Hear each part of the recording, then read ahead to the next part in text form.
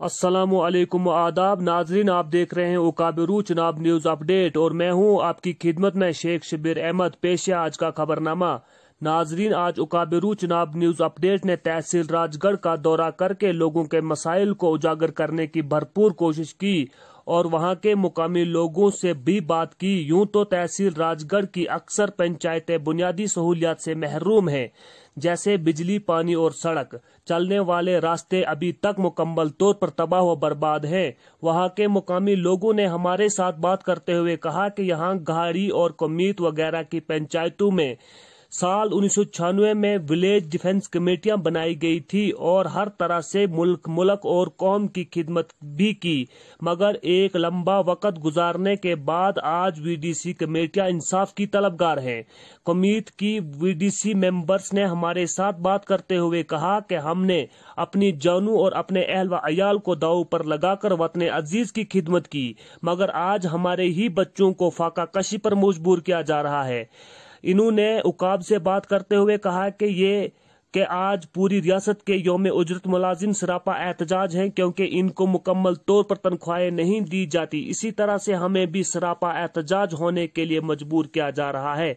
इसीलिए VDC committee Rajgarh LG से और मरकजी सरकार से पुरजोर अपील कर रही हैं कि हमारी तनख्वाहें मुकम्मल तौर पर वागुजार की जाएं, ताकि हमारे भी बच्चे अच्छी किस्म की तालीम हासिल कर सकें और अपने घर के अखराजात भी पूरे कर सकें। मजीद जानकारी के लिए हमारी ये खास रिपोर्ट आप देखते रहे उकाबिरू चुनाव न्यूज अपडेट। अपने मेजबान शेख शबीर को दीजिए इजाजत। वस्सलाम, खुदा हाफिज। रामबन के तहसील राजगढ़ पंचायत कुमीत के अंदर और हमारे साथ यहाँ पर कुछ यहाँ के स्थानीय निवासी मौजूद हैं और इनसे जानने की कोशिश करेंगे। इनकी मांग है कि साल 1996 में वीडीसी की कमेटी यहाँ पर बनाई गई थी। उस वक़्त में वीडीसी कमेटी बनाई गई थी जब पूरे विश्व को, पूरे हिंदुस्तान को हिफाजत की ज़रूरत थी। उस वक़्त अपने आप को और अपनी ज़िंदगियों को, अपने बीवी बच्चों को ख़तरे में डालकर बाकी वीडीसी मेंबर हजरातों को ये उससे महरूम कर दिया गया। उनका गुजर बसर नहीं हो रहा है। उनकी बहुत ही ज़िंदगी जो है, बहुत दुख भरी दास्तां हमें सुनने को मिल रही है। हम यहाँ के नागरिकों से जानने की कोशिश करेंगे कि आपकी को किस तरह की मुश्किलात को सामना करना पड़ रहा है। आपका नाम?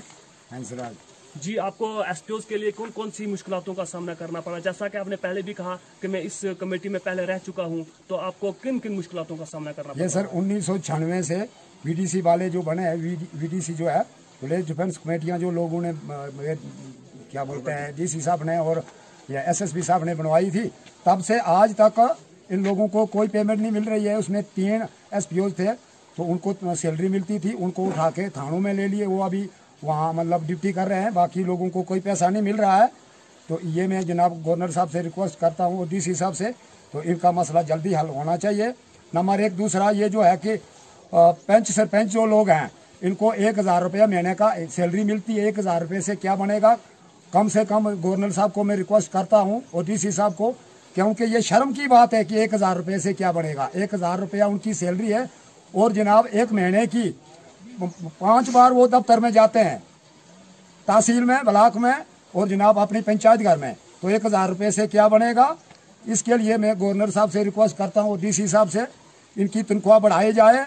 और ये जो नंबरदार चौकीदार है, इनको भी 1500 रुपये बनता है। 1500 से क्या आजकल बनता है?